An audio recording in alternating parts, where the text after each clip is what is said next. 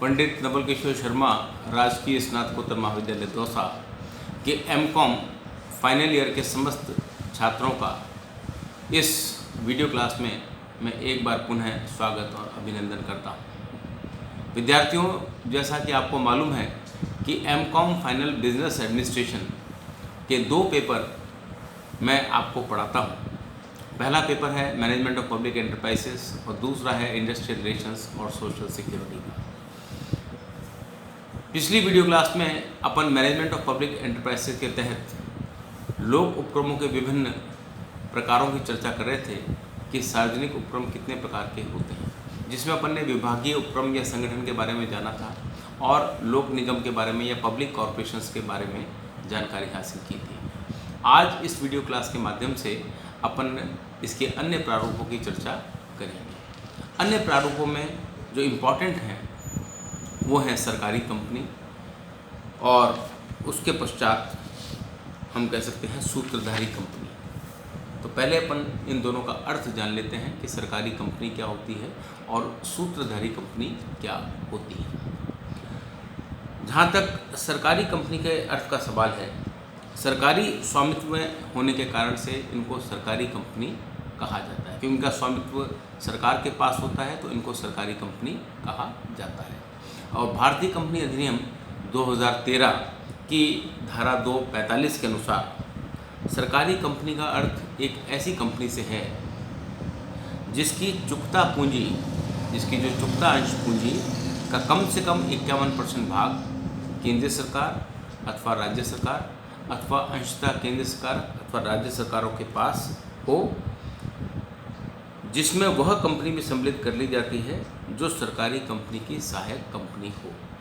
इस प्रकार सरकारी उपक्रम में, इस प्रकार जो सरकार है वो उपक्रम में एक अंशधारी बन जाती है और संबंधित मंत्रालय या कैबिनेट या राज्य के प्रमुख द्वारा अंशधारी के अधिकारों का प्रयोग करती है। तो कुल मिलाकर हम कह सकते हैं कि सरकारी कंपनी वह कंपनी है, भारतीय कंपनी अधिनियम 2013 की धारा 245 के अनुसार, जिसकी की चुकता अंश पूंजी यानी कि पेड अप शेयर कैपिटल का 51% भाग या तो केंद्र सरकार के पास हो या राज्य सरकार के पास हो या पार्टली केंद्र सरकार के पास हो, पार्टली अंशतः केंद्र सरकार के पास हो और अंशतः राज्य सरकार के पास हो, उसे हम सरकारी कंपनी के नाम से जानते हैं। इसको सरकारी कंपनी इसलिए कहते हैं क्योंकि इस पर सरकारी स्वामित्व होता है और इसमें वह कंपनियां भी शामिल हैं जो कि सरकारी कंपनी की सहायक कंपनी है। अब सहायक कंपनियां क्या होती हैं, ये अपन जब सूत्रधारी कंपनी पढ़ेंगे उस समय आपको बताऊंगा और क्लियर कर दूंगा।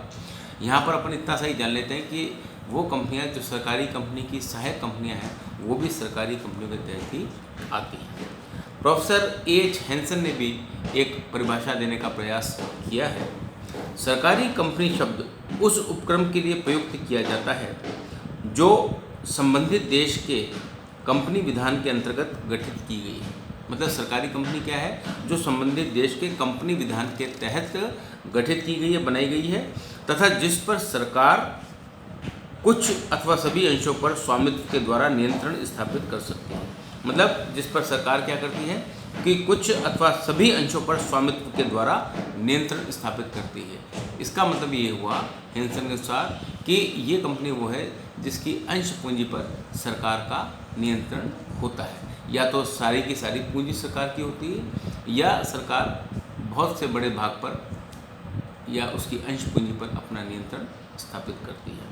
तो मेरे ख्याल से आपको समझ में आ गया होगा कि सरकारी कंपनी क्या होती है। तो मोटे रूप में वही है कि सरकारी कंपनी वो है जिस पर सरकारी स्वामित्व होता है और जिसके पास कंपनी के 51% से ज़्यादा अंश होते हैं, या तो वो केंद्र सरकार हो या राज्य सरकार हो या पार्टी केंद्र सरकार हो, पार्टी राज्य सरकार हो, उस कंपनी को सरकारी कंपनी के नाम से जाना जाता है।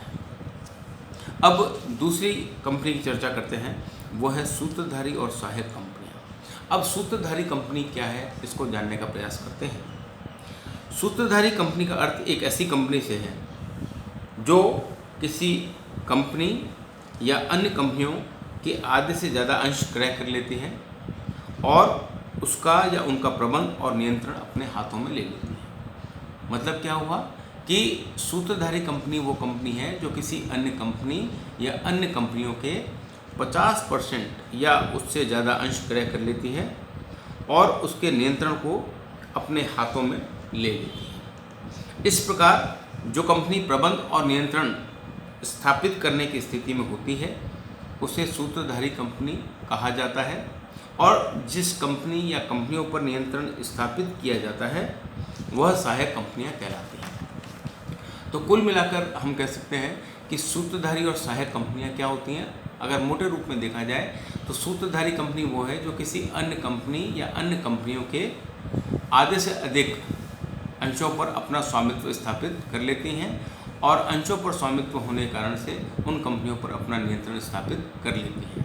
तो वे कंपनियां जो कि अन्य कंपनी या अन्य कंपनियों पर नियंत्रण स्थापित करने की स्थिति में होती हैं वे कंपनियां सूत्रधारी कंपनियां कहलाती हैं, तथा जिन कंपनी या कंपनियों पर ये नियंत्रण स्थापित करती हैं उन कंपनियों को सहायक कंपनी के रूप में जाना जाता है। भारतीय कंपनी अधिनियम 2013 की धारा 287 के अनुसार कोई भी कंपनी जो किसी अन्य कंपनी में उनके प्रत्यक्ष या मनोनीत व्यक्ति के माध्यम से पहला कुल निर्गमित अंशों के 50% से अधिक अंश क्रय कर लेती है। मतलब क्या हुआ कि कोई भी कंपनी किसी अन्य कंपनी के यदि कुल जो निर्गमित इशूड अंश हैं अगर उन अंशों के 50% से अधिक अंश क्रय कर लेती हैं।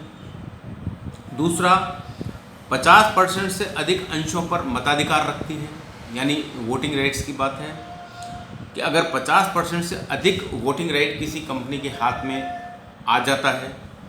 या तीसरा जो बहुसंख्यक संचालन नियुक्त करने का अधिकार रखती है, मतलब जो कि मेजॉरिटी ऑफ डायरेक्टर्स बहुसंख्यक संचालक नियुक्त करने का अधिकार रखती है, ऐसी कंपनी को सूत्रधारी कंपनी कहते हैं। तो भारतीय कंपनी अधिनियम 2013 की धारा 287 में भी इसकी क्लियर कट परिभाषा दी गई है, जो ये कहती है कि यदि कोई कंपनी किसी अन्य कंपनी के कुल निर्गमित अंशों के 50% से अधिक अंश क्रय कर लेती है।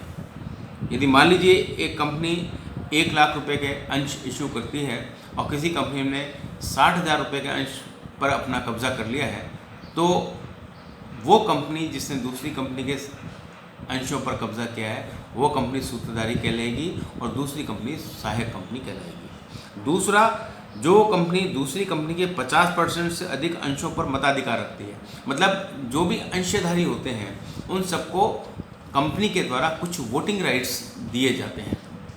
तो ये वोटिंग राइट्स हैं, अगर कोई कंपनी दूसरी कंपनी के वोटिंग राइट्स पर 50% से अधिक कब्जा कर लेती है तो पहली कंपनी जो कब्जा करती है उसे सूत्रधारी कंपनी कहते हैं, और दूसरी कंपनी जिस पर की कब्जा कर लिया जाता है उसे सहायक कंपनी के नाम से जाना जाता है। तो दो बातें हो गई, या तो 50% से अधिक अंश पहली कंपनी के पास हो या 50% से अधिक मताधिकार का उपयोग करने का अधिकार हो, तो पहली कंपनी सूत्रधारी कंपनी और दूसरी कंपनी सहायक कंपनी कहलाती है। और तीसरा पॉइंट है कि जो बहुसंख्यक संचालक नियुक्त करने का अधिकार रखती है। जैसे हमें मालूम है कि कंपनी का जो प्रबंध है वो डेमोक्रेटिक मैनेजमेंट होता है, बोर्ड ऑफ डायरेक्टर्स के द्वारा होता है, संचालकों के माध्यम से होता है। और यदि पहली कंपनी दूसरी कंपनी के अंदर बहुसंख्यक संचालकों को नियुक्ति का अधिकार रखती है, यानी मेजॉरिटी ऑफ द डायरेक्टर्स की नियुक्ति का अधिकार अपने पास रखती है, तो ये कहा जाता है कि पहली कंपनी सूत्रधारी कंपनी है और दूसरी कंपनी उसकी सहायक कंपनी है। तो ये तीन बातें प्रमुख हो गई, सहायक कंपनी और सूत्रधारी कंपनी। एक बार मैं आपको पुनः बता दूं ताकि आपके दिमाग में स्पष्ट हो जाए कि सूत्रधारी कंपनी क्या है और सहायक कंपनी क्या है। मतलब क्या है कि तीन कंडीशंस हैं। पहली कंडीशन ये है कि जब एक कंपनी किसी दूसरी कंपनी के 50% से अधिक अंश क्रय कर लेती है तो पहली कंपनी सूत्रधारी कंपनी कहलाएगी, दूसरी कंपनी सहायक कंपनी कहलाएगी। यदि पहली कंपनी दूसरी कंपनी के 50% से अधिक वोटिंग राइट्स हासिल कर लेती है तो पहली कंपनी सूत्रधारी कंपनी कहलाएगी और दूसरी कंपनी सहायक कंपनी कहलाएगी। और तीसरा और अंतिम बिंदु ये है कि यदि पहली कंपनी दूसरी कंपनी के बोर्ड ऑफ डायरेक्टर्स में majority of the board of directors बहुसंख्यक संचालकों को नियुक्त करने का अधिकार अपने पास रखती है। तो पहली कंपनी सूत्रधारी कंपनी कहलाएगी और दूसरी कंपनी इसकी सहायक कंपनी कहलाएगी। अब मेरे को आशा है कि आपको इसका अर्थ भली भांति समझ में आ गया होगा। अब सूत्रधारी और सहायक कंपनियों के कुछ प्रारूप भी हैं। जैसे अपन लोक उपक्रमों के प्रारूप पढ़ रहे हैं, इसी प्रकार से सूत्रधारी कंपनी भी बहुत से प्रकार की होती हैं। आज इस वीडियो क्लास में अपन सूत्रधारी कंपनी के प्रकारों पर भी चर्चा कर लेते हैं कि सूत्रधारी कंपनी के प्रारूप कौन कौन से होते हैं। तो पहला जो प्रारूप है सूत्रधारी कंपनी का वो ये है कि प्राथमिक या शीर्ष सूत्रधारी कंपनी। प्राथमिक या शीर्ष सूत्रधारी कंपनी। प्राथमिक कंपनी वह कंपनी होती है जो अन्य कंपनियों पर तो अपना नियंत्रण स्थापित रखती है, परंतु स्वयं किसी कंपनी के नियंत्रण में नहीं रहती है। मतलब प्राथमिक कंपनी कौन सी हो गई? प्राथमिक कंपनी या शीर्ष सूत्रधारी कंपनी हो गई जो अन्य कंपनियों पर तो अपना नियंत्रण स्थापित करती है, लेकिन स्वयं किसी अन्य कंपनी के नियंत्रण में नहीं रहती है। वह जिस कंपनी या कंपनियों पर अपना नियंत्रण रखती है वह उसकी सहायक कंपनियां कहलाती हैं। मतलब ये जिस कंपनियों पर अपना नियंत्रण स्थापित कर लेती है वो उसकी सहायक कंपनियां कहलाती हैं। तो ये इसे हम कहते हैं प्राथमिक या शीर्ष सूत्रधारी कंपनी। दूसरा है मध्यस्थ सूत्रधारी कंपनी। अब मध्यस्थ सूत्रधारी कंपनी वह कंपनी होती है जो अन्य कंपनियों पर अपना नियंत्रण रखती है। मध्यस्थ कौन सी है? ये भी वो कंपनी है जो अन्य कंपनियों पर अपना नियंत्रण रखती है लेकिन स्वयं किसी प्रमुख कंपनी के नियंत्रण में रहती है। मतलब मध्यस्थ कंपनी क्यों हो गई? ये वो सूत्रधारी कंपनी है जो अन्य कंपनी पर तो नियंत्रण स्थापित करती है लेकिन ये स्वयं भी किसी प्रमुख कंपनी के नियंत्रण में रहती है। पहली वाली कंपनी प्राथमिक कंपनी किसी अन्य कंपनी के नियंत्रण में नहीं रहती थी, लेकिन मध्यस्थ सूत्रधारी कंपनी इसमें अंतर यह है कि मध्यस्थ सूत्रधारी कंपनी अन्य कंपनियों पर तो अपना नियंत्रण स्थापित करती है लेकिन ये स्वयं भी किसी अन्य बड़ी कंपनी के नियंत्रण में रहती है। मध्यस्थ सूत्रधारी कंपनी इसी को हम कहते हैं। तीसरा है मिश्रित सूत्रधारी कंपनी। अब ऐसी कंपनी जो किसी कंपनी के अधिकांश अंश क्रय करके उसके प्रबंध पर नियंत्रण रखती है एवं उसी कंपनी के माध्यम से अपना स्वयं का व्यवसाय भी करती है। मतलब अगर कोई कंपनी किसी दूसरी कंपनी के अधिकांश अंशों को क्रय करके उस पर अपना नियंत्रण स्थापित कर लेती है और जिस कंपनी पर नियंत्रण स्थापित कर लेती है उसी कंपनी के माध्यम से अपना स्वयं का व्यवसाय करती है, उसे हम मिश्रित सूत्रधारी कंपनी के नाम से जानते हैं। तो मध्यस्थ सूत्रधारी कंपनी तो क्या करती है कि दूसरी कंपनी पर अपना नियंत्रण स्थापित कर लेती है लेकिन स्वयं भी किसी दूसरी कंपनी के नियंत्रण में रहती है, वो मध्यस्थ हुई। और मिश्रित कौन सी हुई? मिश्रित सूत्रधारी कंपनी वो है जो किसी अन्य कंपनी पर अपना नियंत्रण तो स्थापित कर लेती है लेकिन अपना स्वयं का व्यवसाय भी उसी कंपनी के माध्यम से आगे बढ़ाती है, उसे हम मिश्रित सूत्रधारी कंपनी के नाम से जानते हैं। चौथा है स्वामित्व सूत्रधारी कंपनी। स्वामित्व सूत्रधारी कंपनी ऐसी कंपनी है जो अपनी सहायक कंपनी की समस्त पूंजी क्रय कर लेती है। मतलब यहाँ पर कोई आधे या उससे अधिक अंश की बात नहीं कर रहे, पूंजी की बात नहीं कर रहे। ऐसी कंपनी जो अपनी सहायक कंपनी की समस्त पूंजी क्रय कर लेती है, मतलब सारी की सारी पूंजी उनकी क्रय कर लेती है और उन पर अपना पूर्ण नियंत्रण स्थापित कर लेती है, उसे स्वामित्व सूत्रधारी कंपनी कहते हैं। मतलब यहाँ पर 50% कैपिटल की बात नहीं की जा रही है, यहाँ पर 100% कैपिटल की बात की जा रही है कि यदि कोई एक ऐसी कंपनी है जो किसी अन्य कंपनी की समस्त पूंजी क्रय कर लेती है तथा उस पर संपूर्ण नियंत्रण कर लेती है या अपना नियंत्रण स्थापित कर लेती है, तो ऐसी कंपनी को स्वामित्व सूत्रधारी कंपनी के नाम से जाना जाता है। नेक्स्ट है शुद्ध सूत्रधारी कंपनी। शुद्ध सूत्रधारी कंपनी वह कंपनी होती है जो अन्य कंपनियों के अधिकांश अंश क्रय कर लेती है परंतु सहायक कंपनियों के आंतरिक प्रबंध में किसी प्रकार का हस्तक्षेप नहीं करती है। मतलब क्या हुआ कि अपने जो कंडीशंस देखी सूत्रधारी कंपनी की, 3 कंडीशंस हैं कि वो पूंजी पर भी अपना अधिकार कर लेती हैं आधे से अधिक, वो बहुसंख्यक जो संचालक हैं उनको नियुक्ति का अधिकार रखती हैं और मताधिकार पर भी अपना अधिकार कर लेती हैं तो वो 3 कंडीशंस हैं। तो उन 3 कंडीशंस में शुद्ध सूत्रधारी कंपनी जो है, तो शुद्ध सूत्रधारी कंपनी वह कंपनी है जो अन्य कंपनियों के अधिकांश अंश तो क्रय कर लेती है, परंतु सहायक कंपनियों के आंतरिक प्रबंध में किसी प्रकार का भी हस्तक्षेप नहीं करती, यानी मैनेजमेंट में इंटरफेयर नहीं करती। यानी जो बहुसंख्यक संचालक नियुक्त करने का अधिकार है उस अधिकार का प्रयोग नहीं करती है, प्रबंध में किसी प्रकार का भी हस्तक्षेप नहीं करती है। ये कंपनी शुद्ध सूत्रधारी कंपनी कहलाती है। मैं पुनः बता दूं कि ये वो कंपनी है शुद्ध सूत्रधारी कंपनी जो किसी अन्य कंपनी के अधिकांश अंश क्रय कर लेती है, लेकिन अधिकांश अंश क्रय करने के पश्चात भी उसके कंपनी के जो आंतरिक प्रबंध है, जो इंटरनल मैनेजमेंट की बात है, उसमें किसी प्रकार का हस्तक्षेप नहीं करती है। उसे हम शुद्ध सूत्रधारी कंपनी के नाम से जानते हैं। छठा है वित्त सूत्रधारी कंपनी। ऐसी कंपनी जिसका उद्देश्य अन्य सहायक कंपनियों की वित्तीय सहायता कर लाभ कमाना होता है, परंतु उन पर नियंत्रण स्थापित करना नहीं होता, ऐसी कंपनी को वित्त सूत्रधारी कंपनी कहा जाता है। इसका तात्पर्य क्या हुआ कि ऐसी कंपनी जिसका उद्देश्य अन्य सहायक कंपनियों की वित्तीय सहायता करके लाभ कमाना होता है, मतलब ऐसी कोई कंपनी जो अपनी अन्य कंपनियों को वित्तीय सहायता उपलब्ध कराकर अपना स्वयं का लाभ कमाती है, परंतु उसका उद्देश्य अन्य कंपनियों पर नियंत्रण स्थापित करने का नहीं होता है, ऐसी कंपनी को वित्त सूत्रधारी कंपनी कहते हैं। मतलब इन कंपनी का उद्देश्य केवल ये रहता है कि अन्य कंपनी को वित्तीय सहायता प्रदान कर दी जाए, जिनको वित्त की आवश्यकता उनकी वित्त की पूर्ति कर दी जाए और उसके माध्यम से लाभ कमाया जाए, परंतु उन पर नियंत्रण स्थापित करने का कदापि इनका उद्देश्य नहीं होता है। उन्हें हम वित्त सूत्रधारी कंपनी के नाम से जानते हैं। एक अन्य कंपनी है मूल सूत्रधारी कंपनी।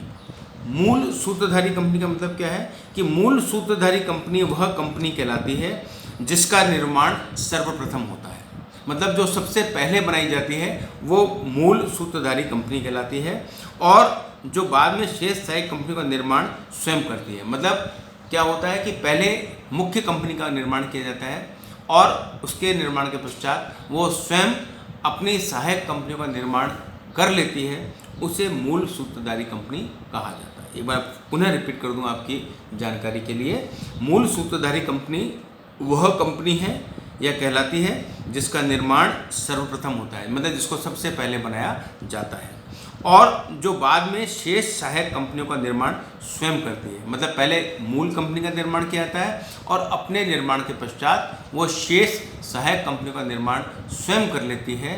ऐसी कंपनी को मूल सूत्रधारी कंपनी के नाम से जाना जाता है या मूल सूत्रधारी कंपनी कहा जाता है। और अंतिम प्रकार है परिणाम सूत्रधारी कंपनी। परिणाम सूत्रधारी कंपनी क्या है? ऐसी कंपनी जिसकी स्थापना समस्त सहायक कंपनियों के बाद होती है, परिणाम सूत्रधारी कंपनी कहलाती है। मतलब ऐसी कंपनी जिसकी स्थापना समस्त सहायक कंपनियों की स्थापना के पश्चात होती है। ये बिल्कुल उल्टी बात हो रही है कि मूल कंपनी तो बाद में निर्मित हो रही है, लेकिन सहायक कंपनी का निर्माण पहले हो गया। तो ऐसी कंपनी जिसकी स्थापना अपनी समस्त सहायक कंपनियों की स्थापना के पश्चात होती है, उसे परिणाम सूत्रधारी कंपनी के नाम से जाना जाता है। तो मोटे रूप में हम कह सकते हैं कि सूत्रधारी कंपनी कई प्रारूप की होती है, इसके कई प्रकार होते हैं, जिसमें आज अपन ने 8 प्रमुख प्रकारों के बारे में जाना, जिसमें पहला है प्राथमिक या शीर्ष सूत्रधारी कंपनी, दूसरा है मध्यस्थ सूत्रधारी कंपनी, तीसरा है मिश्रित सूत्रधारी कंपनी, चौथा है स्वामित्व सूत्रधारी कंपनी, पांचवा है शुद्ध सूत्रधारी कंपनी, छठा है वित्त सूत्रधारी कंपनी, सातवां है मूल सूत्रधारी कंपनी और आठवां है परिणाम सूत्रधारी कंपनी। तो आज इस वीडियो क्लास के माध्यम से मैंने आपको सरकारी कंपनी के विषय में बताया कि सरकारी कंपनी क्या होती है। मैंने आपको सूत्रधारी और सहायक कंपनी के बारे में बताया कि सूत्रधारी और सहायक कंपनियां क्या होती हैं। तो अगर निष्कर्ष रूप में कहा जाए तो लोक उपक्रमों के जो विभिन्न प्रारूप हैं, उन प्रारूपों में अपन ने अभी तक विभागीय संगठन के बारे में चर्चा कर ली है, हमने सार्वजनिक या लोक निगमों के बारे में चर्चा कर ली, हमने सरकारी कंपनियों को देख लिया कि सरकारी कंपनियां क्या होती हैं, और उसके पश्चात हमने सूत्रधारी कंपनी की भी परिभाषा जान ली कि सूत्रधारी कंपनी क्या होती है और सूत्रधारी कंपनी के विभिन्न प्रारूप क्या होते हैं। तो आज की इस वीडियो क्लास को मैं यहीं समाप्त करता हूं। अगली वीडियो क्लास में अपन संयुक्त क्षेत्र के बारे में चर्चा करेंगे कि संयुक्त क्षेत्र या जॉइंट फील्ड्स क्या होते हैं, उनके बारे में चर्चा करेंगे। तो आज की क्लास को मैं यहीं विराम देता हूं। धन्यवाद।